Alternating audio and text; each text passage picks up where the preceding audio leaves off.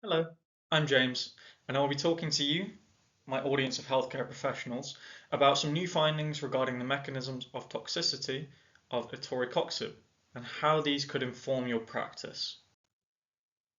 So, Etoricoxib, also known as Arcoxia, is used for chronic pain conditions like gout and arthritis. It's COX-2 selective, which means it reduces GI side effects by sparing COX-1 inhibition. It was approved by over 60 countries in 2002, but the US declined its approval in 2007 as it cited too great a risk of thromboembolic events. So some think it's too harmful to use, others think the benefits outweigh the risks, so who is right? Hopefully this new evidence will help answer that question. So, Etoricoxib has been shown recently in preclinical trials to cause changes in gene expression, not just inhibiting COX-2 function. Notably, they found 4 genes that could cause this. ADRB1 gene is expressed further, and this normally encodes beta-1 receptors.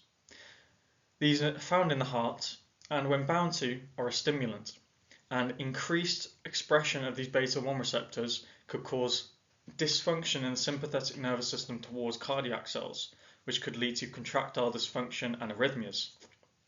It also increases the expression of 20-HETE while reducing the expression of EET.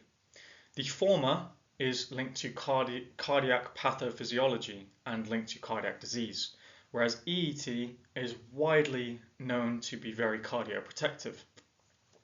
In tippling this ratio toward 20-HETE, it can increase disease-inducing properties. Also, this increased ratio is linked to raising blood pressure and constricting arteries. It also reduces the ACE2 gene, which normally breaks down angiotensin II. In inhibiting this gene, there could be more angiotensin II that can then constrict blood vessels and raise that blood pressure. And blood pressure is a risk factor for many cardiac diseases as well, which can add to its already cardiotoxic effects. On top of all this, there is general cardiotoxicity for non-selective and COX-2 selective NSAIDs. And this occurs because of COX-2 inhibition, its primary function, which reduces prostacyclin, which is said to be an antithrombotic.